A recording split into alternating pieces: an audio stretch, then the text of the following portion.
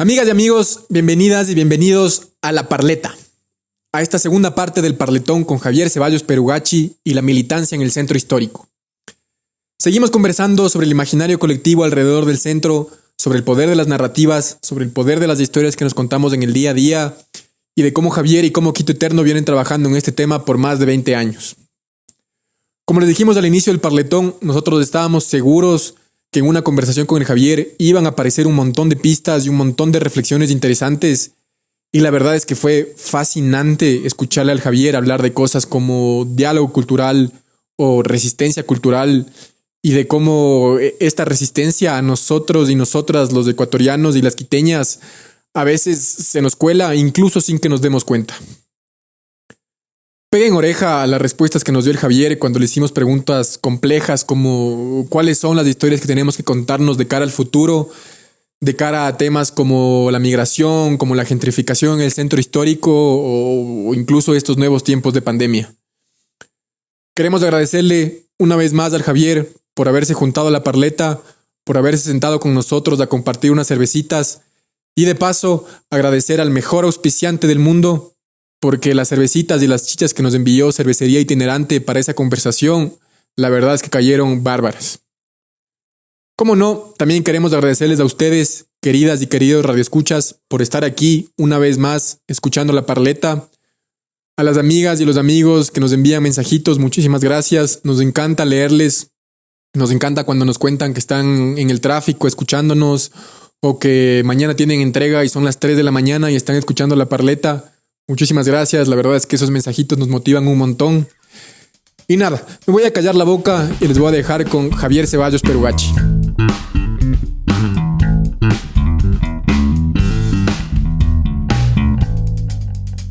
La Parleta. Vienen los bárbaros. Entonces hay que prepararse para eso. Claro. O sea, es una locura lo de San Francisco. Lo que ahora piden por las casas alrededor de la Plaza de San Francisco, o sea, son locuras de millones de dólares por la casa, porque además son unas casas enormes, porque ahí era donde vivía la gente bien tuca. O sea, cuando decimos contrastes, es que son cosas bien locas. Yo alguna vez tenía la fantasía erótica de comprarme un departamento en el centro histórico. Cuando teníamos la fantasía erótica con mi ex pareja de que el matrimonio iba a ser para toda la vida. Entonces, salud.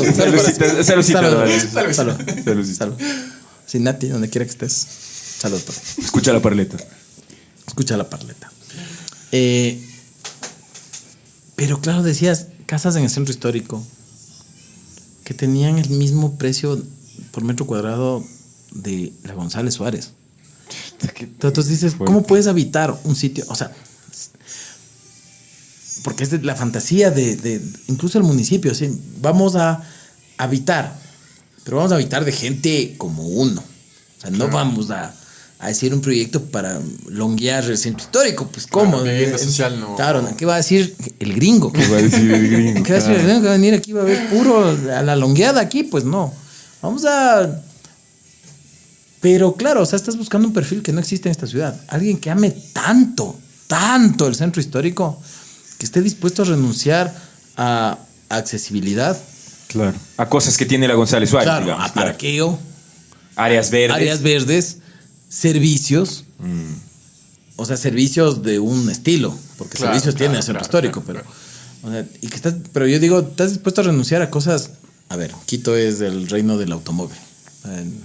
Yo me he peleado toda la vida con... Es que la bicicleta... No, pero es que la bicicleta en las montañas y todo... No, pues se puede. Es que, claro, porque uno vive en el valle. Se puede.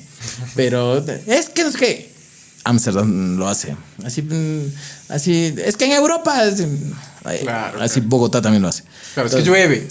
¿Han visto el invierno? ¿Han visto el invierno en Europa? Así, claro, así. En Ámsterdam ciclean a temperaturas que aquí nos harían no salir de la cama. Claro. Gracias.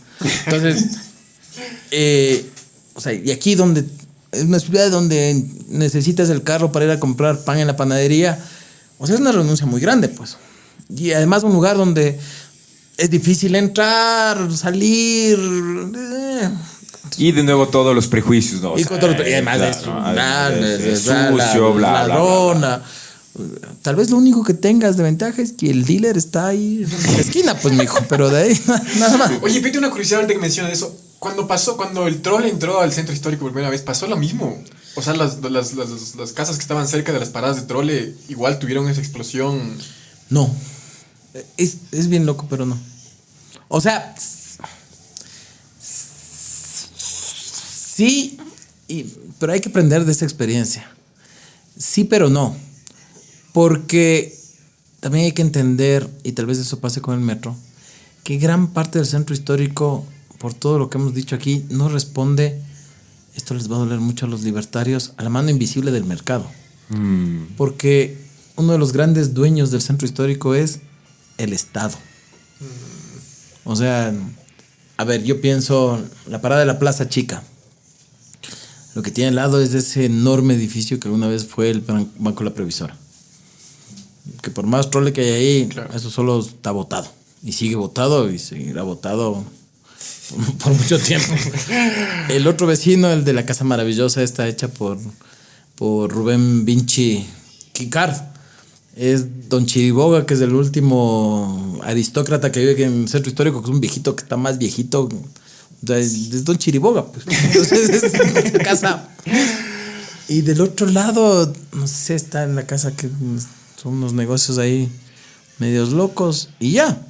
Entonces, claro, a ratos no responde tanto a esas cosas. La otra es la parada de la Plaza del Teatro, pero la Plaza del Teatro tiene un peso tan hardcore que, por ejemplo, para mí ahí son ejemplos de que te mantienes en ciertos lugares. A veces es como, porque los quiteños, las quiteñas somos medio nostálgicos. En verdad, lo de hacer taita pendejadas es una cosa bien romántica y bien trágica. Es como te quedas ahí aunque sabes que no deberías. Como que hay una derrota. Sí, o sea, es una cosa de derrota, pero de nostalgia, pero medio trágico, heroico, de aún así me voy a quedar aquí. O sea, porque en la esquina de ahí, de la Esmeraldas, que es una esquina terrible de Esmeraldas de Guayaquil, está uno de los 5 negocios que están, o sea, registrados de más de 100 años en Quito. La vieja Botica Pichincha, que sigue en el mismo sitio y conserva el mismo local, solo que ahora no se llama Botica Pichincha, porque con el tiempo la familia lo transformó en farmacias. Bueno, y ahí es una marca famosa que todo el mundo conoce. Si no, vayan y curiosen ahí. Claro. Y sigue ahí el local. O sea, y vos dices, sigue ahí el local. O sea, los manes. Pero yo digo, supongo que deben de vender, por supuesto, también, porque. Pero tienes la sucursal posiblemente peor ubicada de toda tu red de sucursales por cariño, por nostalgia. O sea, porque afuera de la botica, los travestis. Qué fuerte esto, Dios. Entonces dices, y para mí esa es una cosa que sostiene el centro histórico, una nostalgia. O sea, yo conozco gente que en verdad te llora y te dice, chucha, o sea, me quedo aquí a pesar de que tienes todo en nosotros mismos. O sea, y la misma administración municipal es quien más, yo creo, la burocracia municipal es quien más te intenta votar y despechar del centro histórico.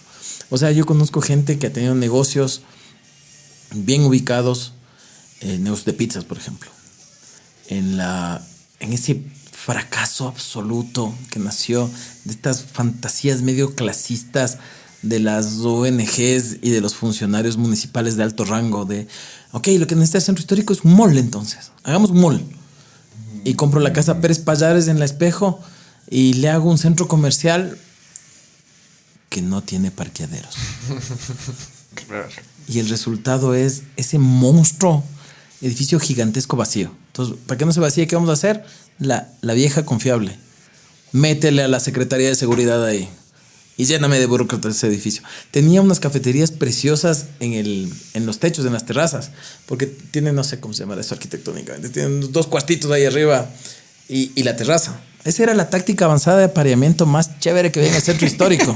O sea, nada más bacán que decirle, vamos, te invito a un café y vemos el centro desde la terraza. Claro, lindo. Buena táctica, claro. O sea, ahora solo pueden subir ahí los burócratas. Entonces tenía por lo menos los negocios hacia la calle. Pero en la pandemia, el municipio fue el peor dueño de casa del mundo. O sea, la gente, no, cuando no vendemos nada, está cerrado todo, negociemos arriendo. No se puede. Y además ya me debes 8 meses de arriendo. Y te tengo que cobrar, porque si no me cae la controladoría, te tengo que cobrar el arriendo más alto comercial, que me permite la ley. Y máximo ya te aplico la ley humanitaria. Págame el 20% ahorita y el resto vemos en cuotas cómodas para... Y mejor ya no sigas alquilando esto porque te sigo cobrando el resto del mes.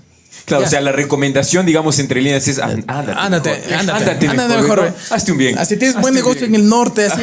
Ahí es donde hay negocio, aquí ve, mejor ándate. Claro, como que casi institucionalmente hay esa cosa. Y aún no así, sé. esa misma gente está ya buscando otro localcito donde volverse. Qué loco. O sea, el centro histórico tiene ese encanto que yo no sé. Al final creo que es como lo que decíamos al principio.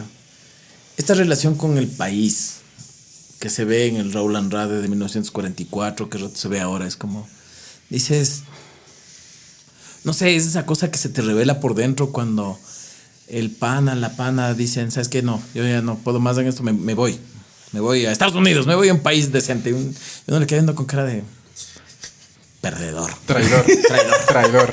Aquí nos quedamos Claro. a batirnos por esta Aguanta. huevada. Claro, así. Aquí está donde todo está que hacer. Aquí es donde hay que pelear.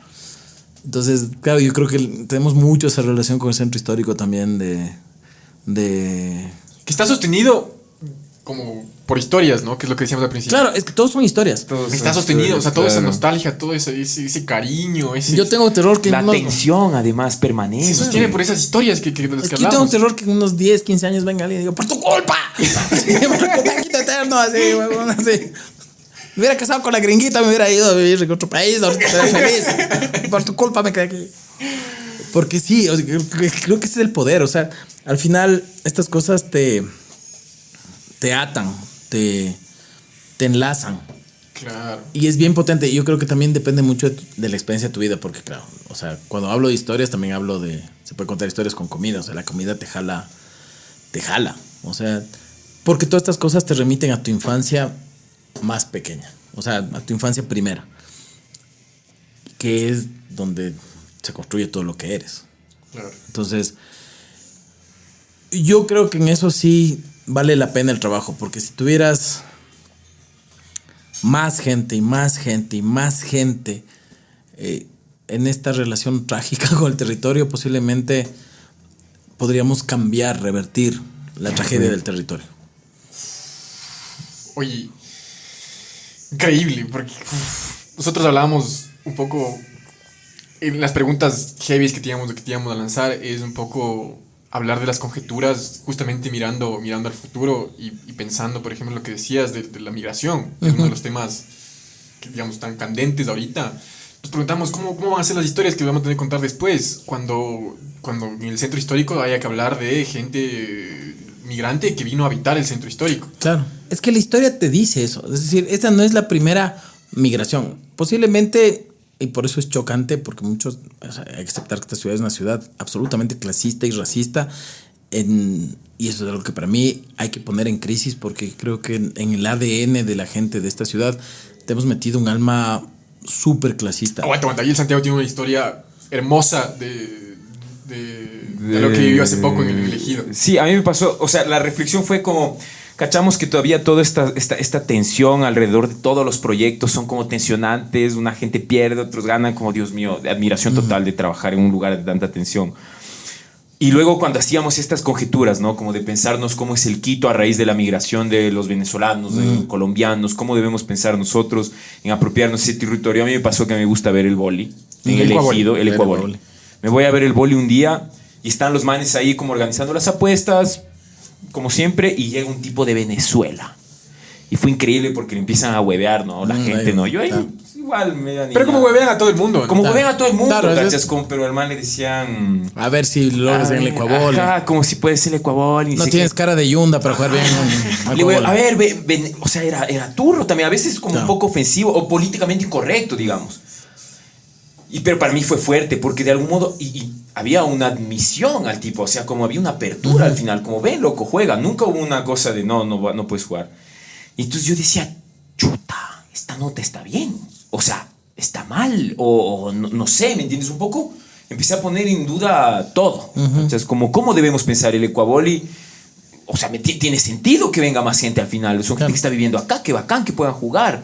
y va a haber un sector de la población, imagino la Asociación Conservadora de Ecuabolistas del Ecuador, los manes van a decir, puta, nadie que no tenga 2 generaciones del Ecuador puede jugar. Claro.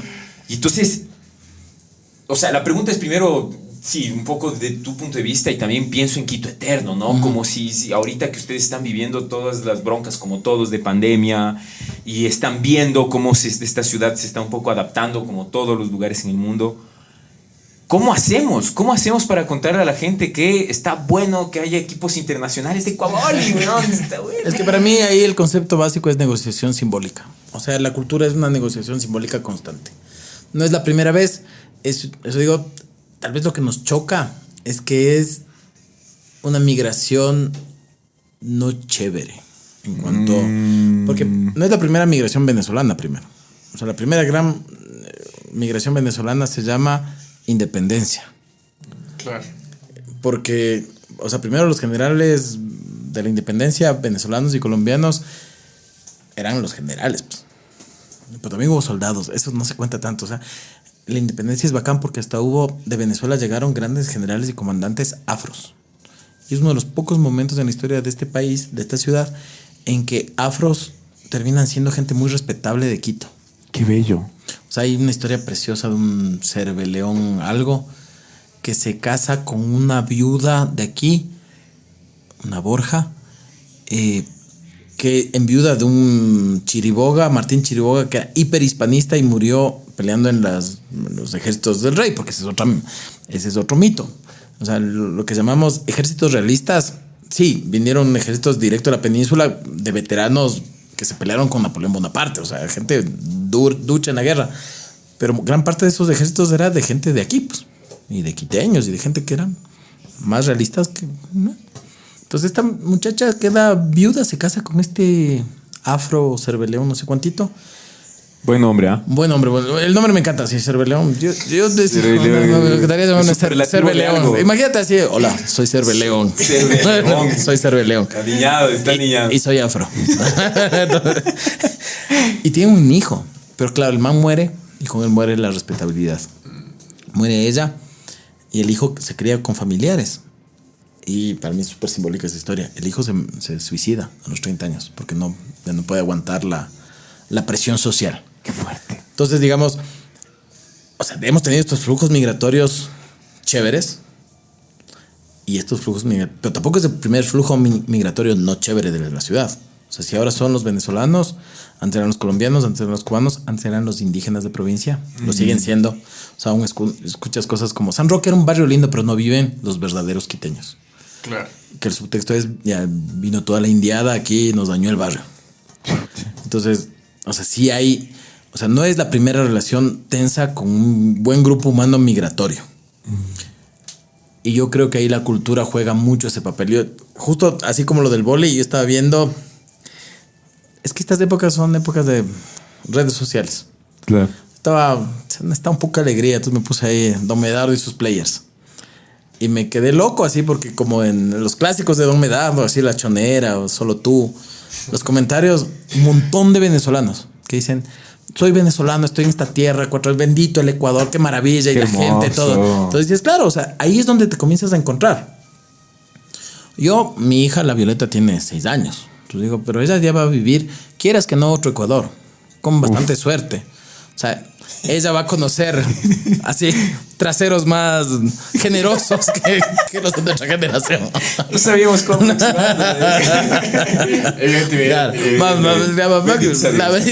hay cosas que hay que decir.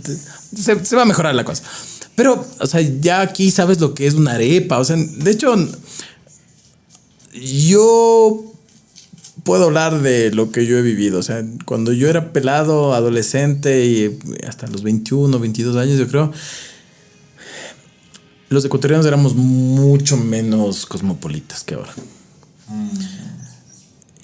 Somos mucho más cosmopolitas, primero por una tragedia, que fue el 99, y la migración brutal del país hacia afuera, que nos hizo más cosmopolitas y nos ayudó a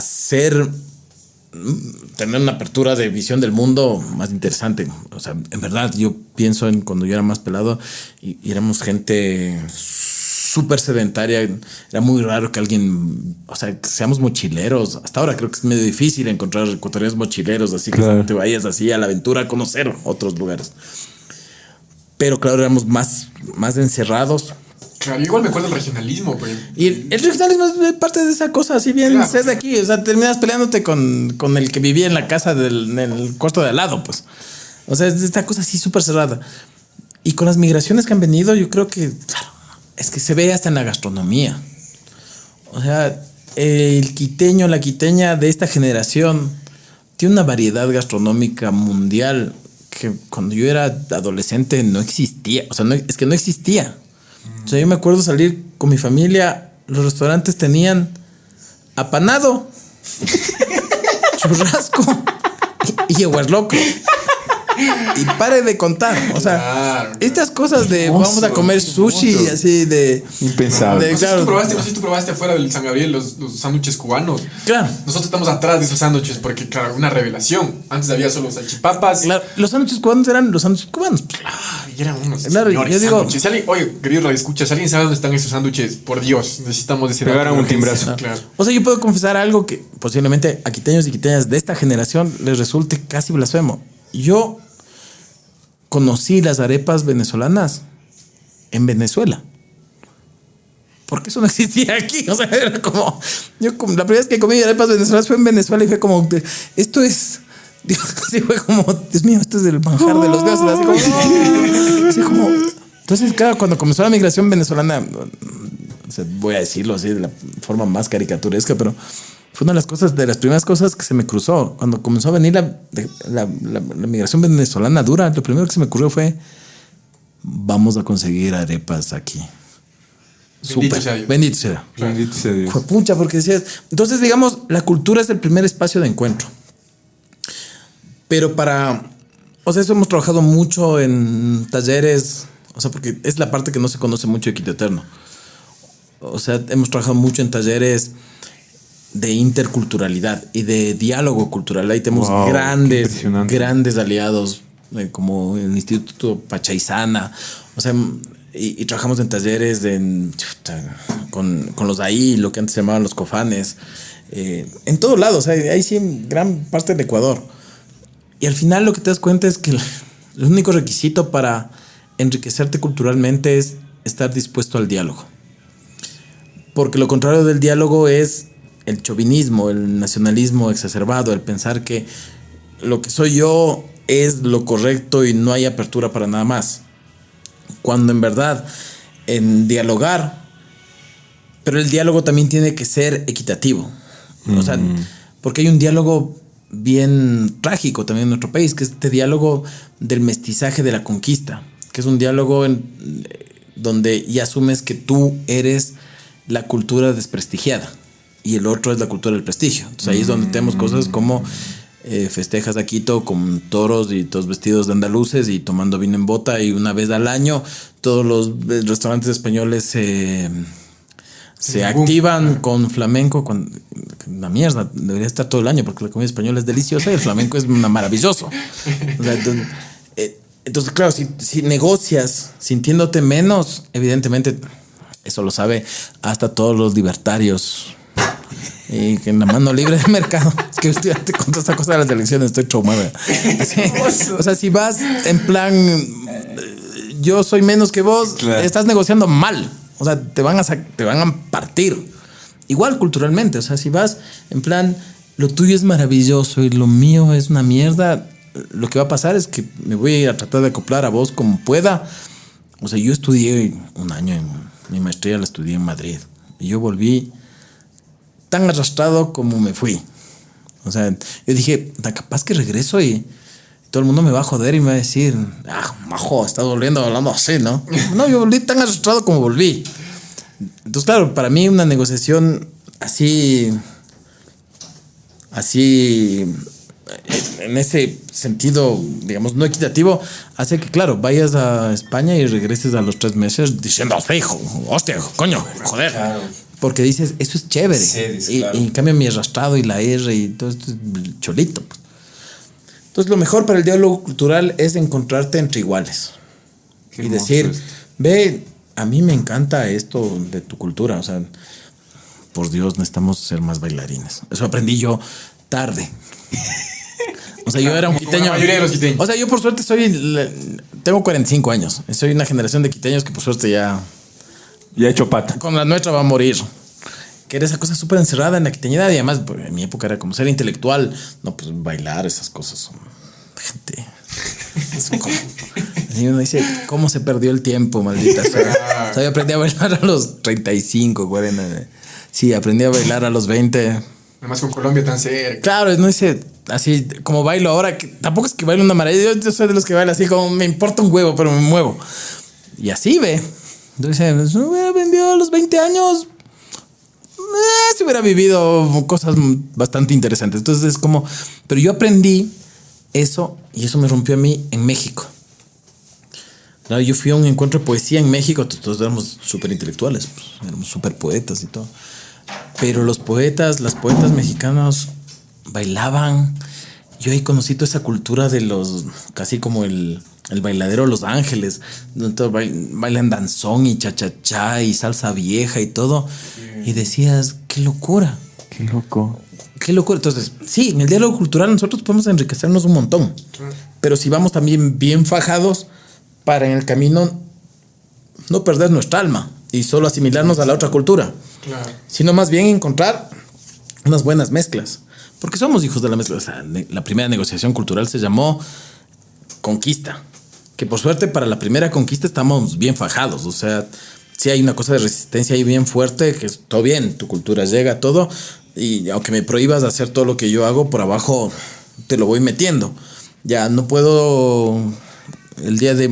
para recordar a mis ancestros, no puedo comer harina de maíz amasada con sangre de llama porque ya pues, se prohíbe porque es una cosa de idolatría. Entonces bacán, consigo mostiño, consigo ataco, la harina de maíz negro y hago colada morada y ya, eso si me permites, bacán. Entonces ya, digamos, ese para mí es un primer momento bien chévere para entender esa resistencia cultural. Y esa resistencia, ese diálogo cultural es algo que, o sea, yo creo que somos de los... Y a veces, cuando hablas con gente de afuera que vive aquí, te das cuenta de eso. Parece que no, que nosotros fuéramos bien entregados y todo, pero no. O sea, somos de los países latinoamericanos más...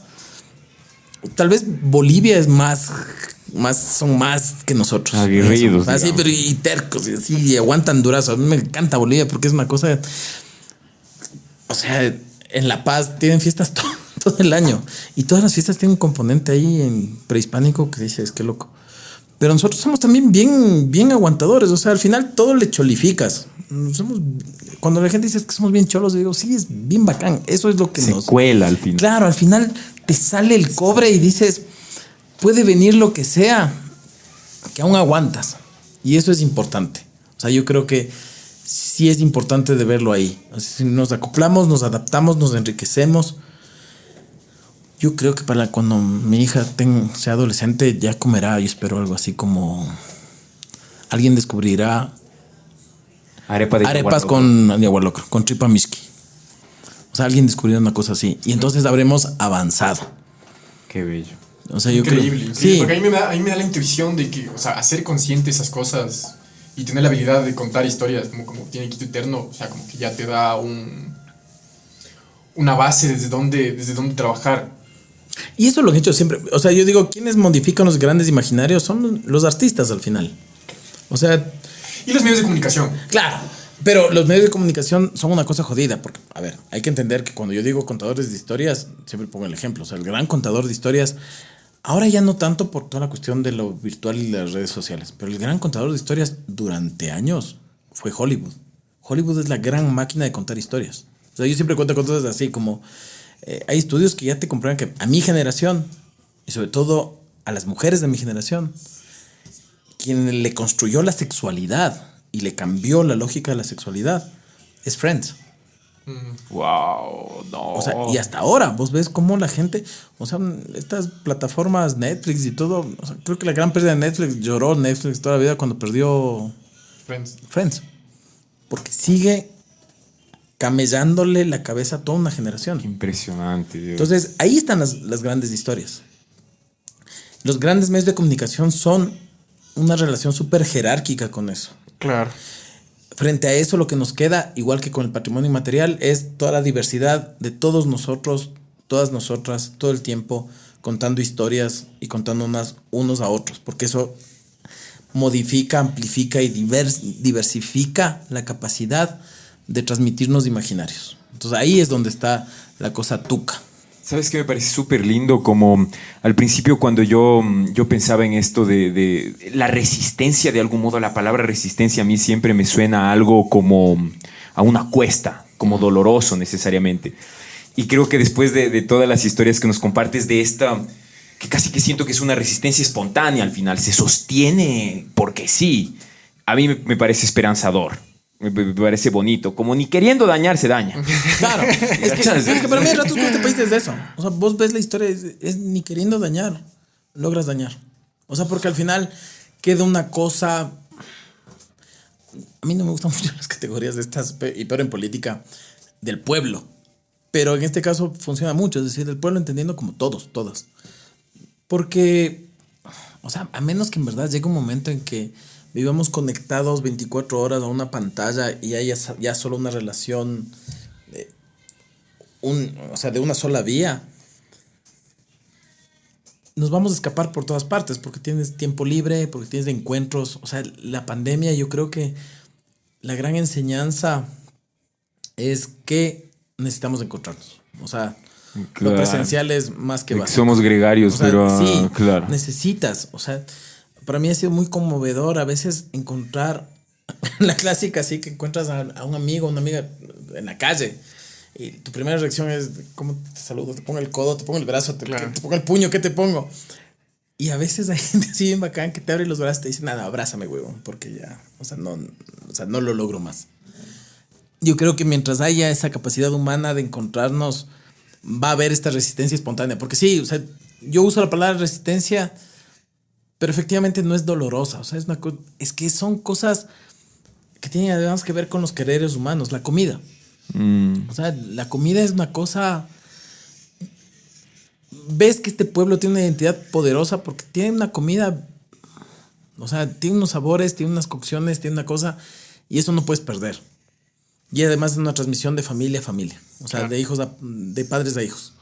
De madres a hijas. Entonces... Ahí yo creo que están las grandes respuestas, igual con las grandes migraciones. O sea, nosotros ahorita estamos por comenzar un proyecto, porque claro, nos preguntamos, decimos, pobres guaguas, estos guaguas venezolanas. Llegan con sus papás aquí, llegan a esta cultura que definitivamente es una cosa muy distinta. Por decirlo menos. O sea, los Andes... Claro, es otra cosa. O sea, eso que todos somos latinoamericanos es una gran mentira. O sea, hay grandes bloques culturales, una cosa del Caribe y otra cosa son los Andes. Claro, hablaremos en español y nos podremos comunicar, pero somos... Una cosa son los guayaquileños, otra cosa es de aquí nomás. Guayaquil es la última ciudad del Caribe en el Pacífico. Claro. O sea, si no se entiende eso, nunca vamos a entender la riqueza que tenemos entre quiteños, guayaquileños, cuencanos y demás. Claro. Y claro, llegan aquí y lo primero que van a tener que hacer sus papás es meterles en el sistema educativo para que no... O sea, es que es obvio, tienen que entrar en el sistema educativo. Claro. Pero entra en un sistema educativo donde te enseñan una historia, una literatura, una cultura que vos... Yo digo, pobres de esos chamos. O sea, entraron de uno a un sistema educativo que te enseña otra cosa que no tiene nada que ver casi con lo que es lo tuyo. Y el sistema educativo no puede cambiar. O debería, pero la burocracia va a tardar un montón. O sea, posiblemente en unos 5 o 6 años ya tenemos un currículum abierto a hacer incluso trabajo de comparativo entre la cultura caribeña venezolana o llanera venezolana y la ecuatoriana para enriquecernos todos y el diálogo cultural y todo, pero va a tardar. O sea, ahorita están ahí. Nosotros estamos haciendo un proyecto justo en El Ejido, que espero que empecemos en las próximas semanas, de hacer del Ejido el parque de la literatura. Es decir, ir al Ejido, invitar a todo el mundo al Ejido solo a sentarse a leer, pero también a trabajar con estudiantes, sobre todo migrantes, para acercarles de una manera lúdica a la literatura ecuatoriana y a partir de esa literatura también a la cultura de este país. Wow. Y entrar en diálogo con lo que ellos saben y conocen de su país. y a partir de eso ir buscando como maneras de comenzar a encontrarnos. Porque la cultura es eso. O sea, todo el mundo sabe que no hay nada mejor que una buena comida y con trago se cierran los mejores negocios, Claro. y las Se hacen mejores los mejores amistades, amigos, claro. los mejores amantazgos, todo se arma ahí. Qué loco. Claro, ahí está la respuesta. O sea, ahí está la respuesta. Esas son las historias que hay que contar. Trago y comida. Eso, después siempre será trago y comida. Por ahí es. Claro. No, pero nosotros hablamos de las conjeturas, o sea, las O el historias. boli. Claro. Es que es eso, es que al final es eso. Claro, ¿por qué me pongo en la posición del tipo? Me imagino que jugaba voleibol y además que Venezuela tengo entendido que es o sea, tienen grandes voleibolistas. Entonces el man viene y dice, ¿qué estarán haciendo estos manes? Voy a entrar, no sé, y también me imagino, me hubiese gustado de algún modo registrar este primer contacto, ¿no? Porque debe haber sido Poner los brazos complejo, primero a ver una ¿cachas? pelota de fútbol. Una Pesada, pelota- una micasa. En vez de la Plena lluvia andina, además. Claro. Las manos bellísimas. O sea, yo conozco gente de Venezuela que dicen, no, yo intenté vivir en Guayaquil, pero no, me encantó Quito, el clima. Es que no estoy acostumbrado al clima. Yo pues, pero en serio, así. Páramo, infeliz. Páramo, silencioso Donde a y las 2 hostil, semanas así. de que llueve, así dices que huevada, así. Sí, es que el clima. Entonces, es eso, es decir, y además es súper rico que el de afuera nos ayude. O sea, yo, muchas de las cosas que aprendí sobre cultura fue al relacionarme con gente de afuera. O sea, a mí, suena loco, pero quien me hizo o me ayudó a verme como desde una distancia donde podías apreciar ciertas cosas fue una novia que yo tuve peladito, que era gringa. O sea, yo siempre cuento anécdotas como así, o sea, íbamos en el trole. O sea, la man se da la vuelta y me decía, es que todos aquí ustedes son así tan guapos. Y yo pues cara de así, nosotros, así, empezás a ver así toda la llamingueada en el trole, así, Claro. así, nosotros, sí, así esa pielcita, así canela, los ojos. Que luego yo lo descubrí también en España cuando estaba estudiando, claro. Les fascinaban nuestros ojos negros, profundos. Entonces ahí me acordaba de los cuadros del Ejido y decía, el primero que hizo esos cuadros de esos guaguas así con los ojos grandotes, le pegó, tal vez sin saberlo, una de las cosas, y por eso haber vendido un montón de cuadros, porque todos decían, ¡ay, los ojos ahí están! Claro, qué fuerte. Entonces necesitas a ratos esa visión del otro. Para mí no fue lo máximo fue esa venezolana al que un youtuber de aquí le sacó esa cosa de ¿te gustan los ecuatorianos? Así no, porque todos son feos e indios. Y se prendió el país. Claro. Y se prendió no tanto por feos, porque ya lo asumíamos. Claro, damos por sentado. Claro, Es verdad que la polémica era como. Era por indios, güey, ¿no? Qué fuerte. Y claro, yo hablo con amigos. Hasta recién nos reunimos con una amiga del Salvador. Decía, claro, es que ustedes. O sea, yo cuando llegué acá dije. Así, básicamente, ¿dónde están las pirámides? ¿Dónde siguen adorando al sol? Porque puede ser más blanquito, menos blanquito, pero el fenotipo y la. Claro. O sea, los rasgos no pueden ser más aindiados. O sea, pero necesitas que en verdad.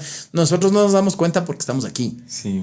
Estamos rodeados de eso. Y lo lindo es que no hubo enquina, además, en esa no hubo una acusación. No, cuando yo vi, o sea, se ven como indios. Te decía una gran verdad. Claro. El problema es que te digan la verdad. A una ciudad racista, Claro, racista, sí. claro. Claro, que te diga así la verdad de frente, puta, ay.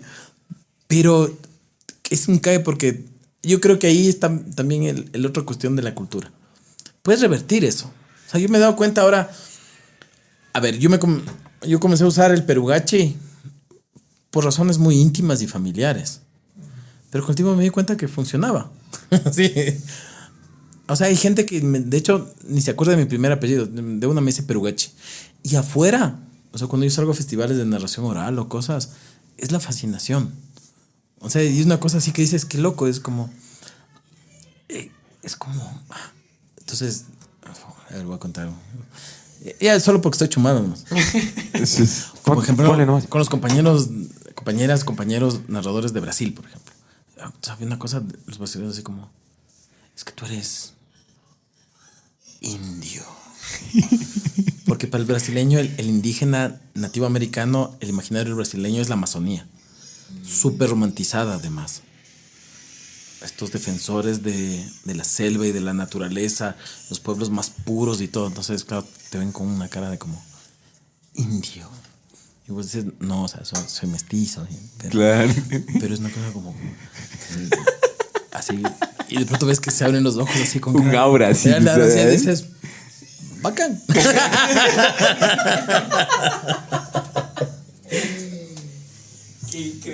Entonces yo creo que hay que darle la vuelta también al imaginario. Y eso es lo bueno. O sea, lo que para nosotros es vergüenza, la verdad, creo que es lo más rescatable que tenemos hacia afuera. O sea, yo siempre hablo también del ejemplo de las comidas. O sea, la comida que sentimos que menos chévere es porque es la comida que hace en el almuerzo. La variedad de sopas que tenemos en este país es una cosa loquísima. O sea, si me preguntas, ¿cuál es la comida por excelencia en este país? Es la sopa.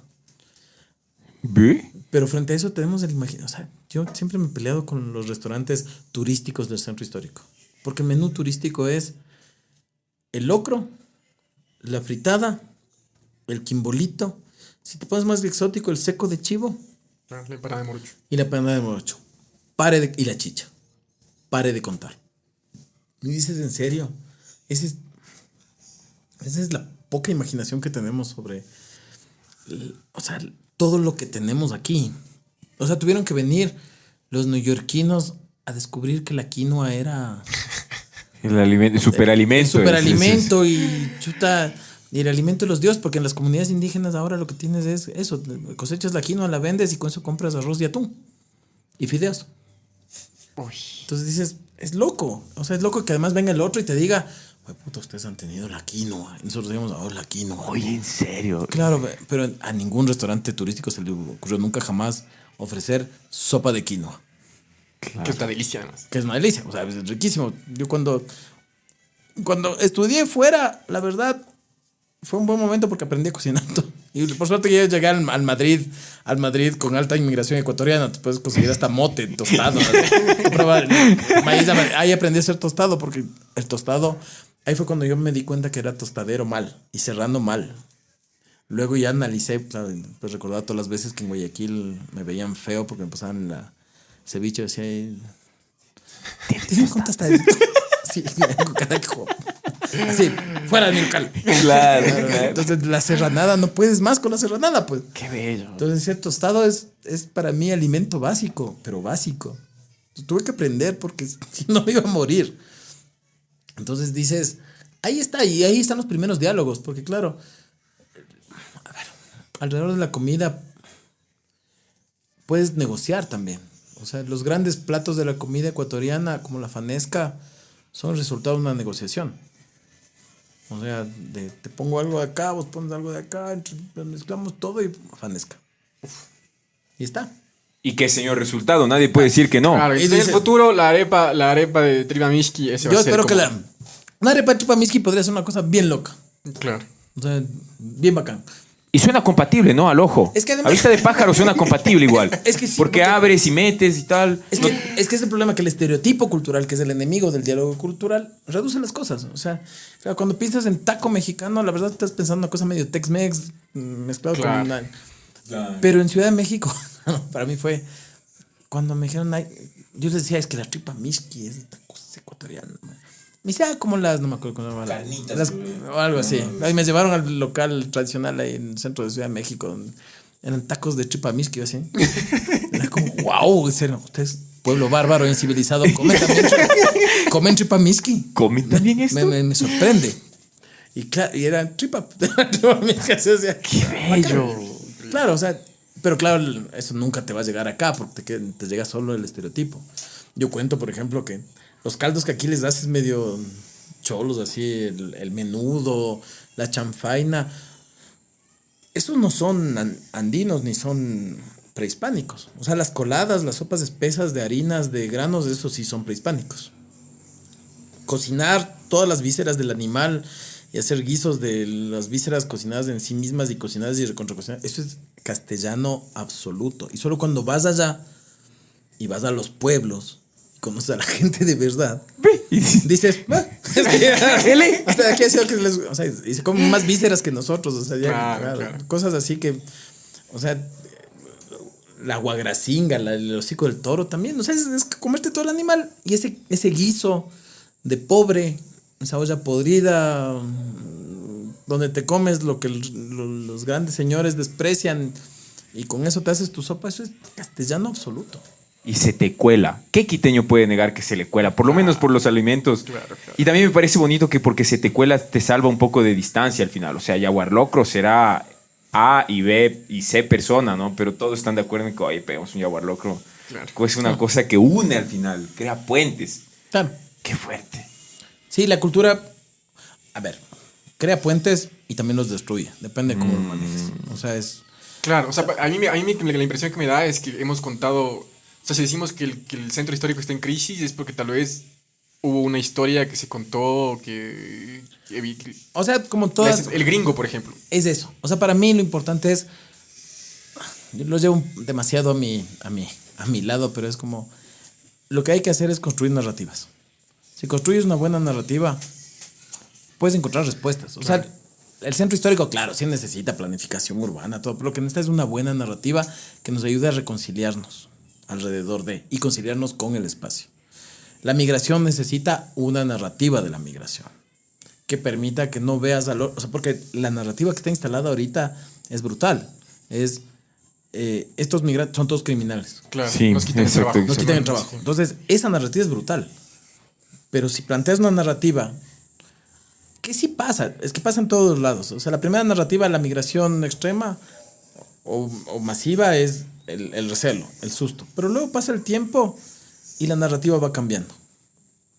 Y va entrando, o sea, por ejemplo, ahorita ya no tenemos conflicto con los colombianos.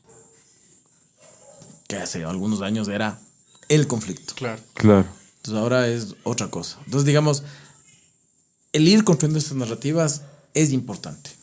Esas narrativas acogen, abren, nos ayudan a verlo desde otro punto de vista, nos ayudan además a pensarnos y pensar al otro. Entonces, lo que yo creo es que si no hasta ahora no logramos construir, en el caso del centro histórico, una narrativa chévere que nos permita pensar en ese espacio, como mantenerlo, pero también que se adapte a los... O sea, las casas del centro histórico tienen que ser usadas. O sea, lo que no puede pasar es que le restauro y nadie le toque porque el muro se va Al a siglo, desconchiflar, claro. o sea, si yo vivo en una casa del centro histórico, tengo que poner un cuadro en la pared. O sea, Claro. no voy a poder vivir en un museo. Entonces, hay que entender eso. Hay que entender que necesitamos que ese patrimonio que ahorita está así como no le toquen, no le vean, tiene que volverse a ver. O sea, todo el mundo se queja de que es que las iglesias no se pueden perder porque ahí está el patrimonio. Ya, pero es que las iglesias sean... O sea, para mí sería una gran cosa de... A ver, todos los católicos de este país, de esta ciudad, católicos, católicas, ¿quieren ayudar a hacer el centro histórico? Bueno, vengan a misa al Vayan a centro misa, histórico. claro. Claro. Punto. Cásense en el centro histórico. Les damos todas las ventajas y todo. Teniendo en cuenta que además hay una crisis a nivel nacional de vocaciones. Las parroquias ya tienen a veces un cura que atiende 4 parroquias y todo. Apoyemos. Volvamos al centro. Que el centro sea el lugar. Porque en el futuro posiblemente eso se agrave. Haya menos católicos, menos católicas, haya menos vocaciones, hay menos sacerdotes. Y ahí tienes esas iglesias votadas que tienen capacidad para 6,000 personas. Bueno, no sé, para 200 personas, 300 personas. Sí. Posiblemente planifica que el centro histórico en 30 años sea el reducto del catolicismo de esta ciudad. Claro. Y que vuelva Manu Chao. Y que vuelva Manu Chao y que vuelvan los vendedores y vuelvan las moteras, pues y ya. Claro. Claro, y está. Pero me gusta esta cosa de que al fin y al cabo como una persona, como ciudadano, como quiteño, puedes hacer una nota, ¿no? O sea, puedes como dejarte ver por el otro al final, como sin prejuicio. Puedes ir a misa los domingos al centro, o sea, hay cosas que se pueden hacer, ¿no?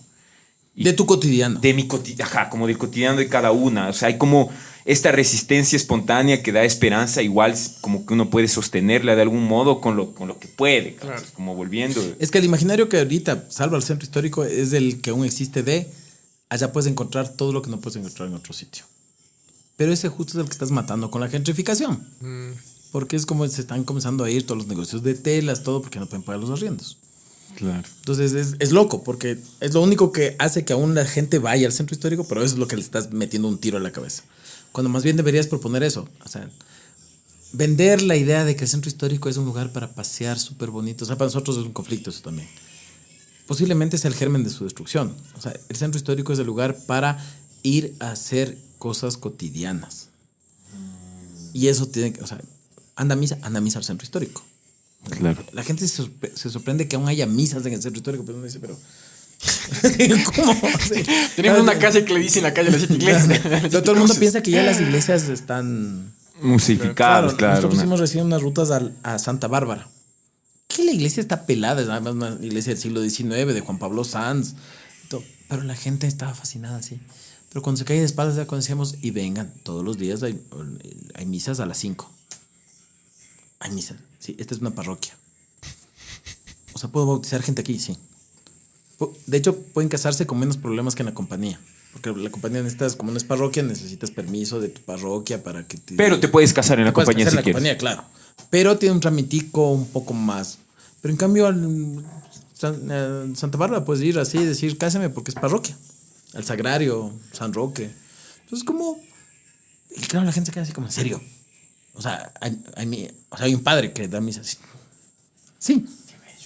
Entonces es como bacán. O sea, como católicos puedes apoyar eso. Como ateos puedes apoyar a los sándwiches. Puedes ir a los sándwiches.